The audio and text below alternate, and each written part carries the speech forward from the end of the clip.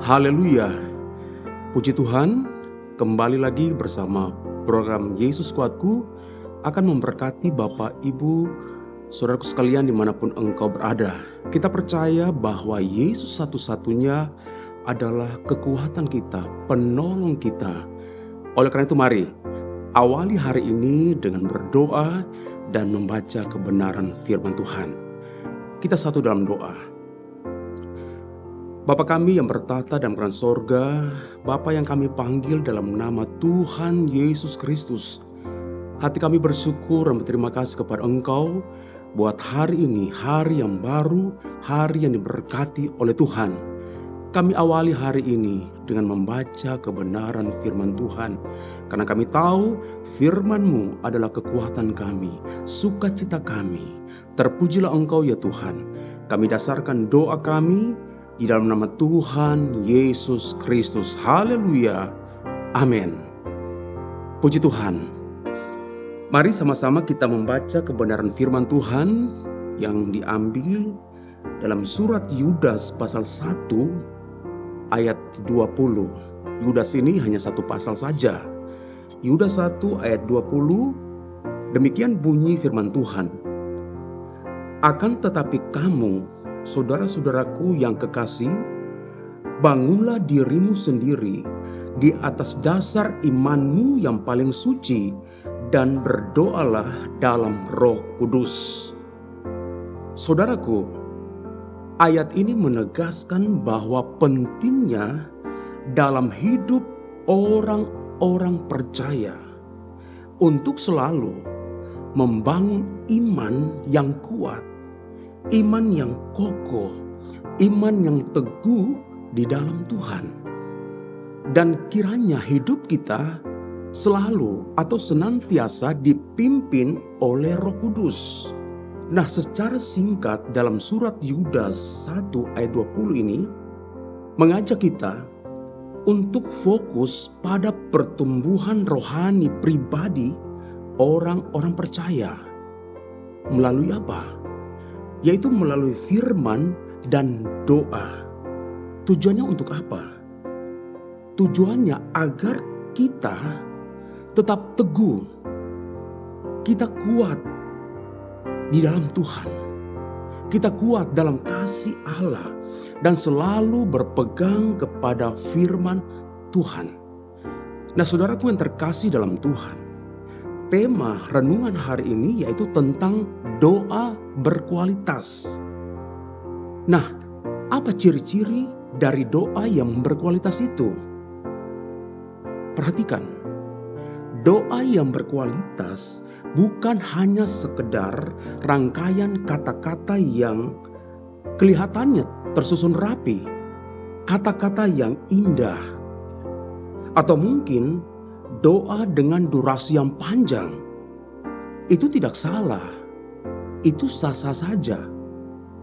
Tetapi yang menjadi pertanyaan buat kita, apakah di saat kita berdoa, hati kita selalu terhubung dengan Tuhan?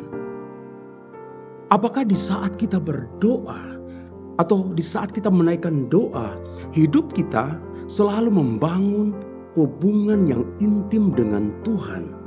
Atau sebaliknya, hubungan yang intim atau hubungan yang erat dengan Tuhan harus didasarkan pada iman dan kepercayaan kepada Allah dengan sepenuh hati, dengan hati yang tulus dan penundukan diri kita kepada Allah. Doa yang tulus datang dari hati yang jujur, tanpa adanya kepalsuan atau kepura-puraan. Saudaraku, doa yang berkualitas adalah doa yang berfokus pada mencari kehendak Tuhan, bukan memaksakan keinginan-keinginan pribadi kita, bukan. Tetapi tetap berfokus kepada sumber kehidupan itu, yaitu Yesus Kristus. Dan doa yang berkualitas adalah doa yang dilakukan dengan tekun. atau berdoa dengan tidak jemu-jemu. Itu kata firman Tuhan. Berdoalah dengan tidak jemu-jemu, tidak berhenti. Meskipun terkadang doa yang kita panjatkan atau doa yang kita naikkan itu belum ada jawaban, belum nampak ya, atau belum kelihatan apa yang kita doakan, apa yang kita minta, apa yang kita pohonkan kepada Tuhan. Tetapi kita tidak berhenti berdoa. Teruslah berdoa kepada Tuhan dengan tidak jemu-jemu. Nah, doa yang berkualitas adalah doa yang dipanjatkan. Perhatikan di sini, yaitu doa yang didasarkan atau dinaikkan dalam nama Tuhan Yesus Kristus. Sekali lagi, doa yang berkuasa adalah doa yang didasarkan pada satu nama yang berkuasa, yaitu di dalam nama Tuhan Yesus Kristus. Di luar Tuhan, kita tidak akan mengalami yang dikatakan doa yang berkuasa itu. Tetapi doa yang berkuasa didasarkan pada satu nama, yaitu Tuhan Yesus Kristus. Nah, doa yang berkualitas adalah doa yang disertai dengan ucapan syukur atas segala kebaikan Tuhan. Atau bahkan di saat kita sedang menghadapi penderitaan, kita tetap bersyukur kepada Tuhan. Oleh karena itu, saudaraku yang terkasih dalam Tuhan, tetaplah berdoa. Mengapa kita harus berdoa? Ingat kata firman Tuhan, pencobaan dapat dikalahkan hanya dengan doa. Di dalam Injil Matius pasal 26 ayat 41 dituliskan, berjaga-jagalah dan berdoalah supaya kamu jangan jatuh ke dalam pencobaan. Roh memang penurut ya, tetapi daging ini lemah.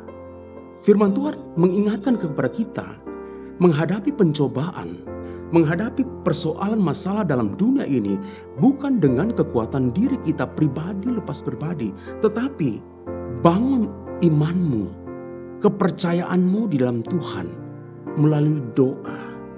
Karena itu dikatakan berjaga-jagalah dan berdoalah. Haleluya. Dan kita dapat berjumpa dengan Tuhan di dalam doa.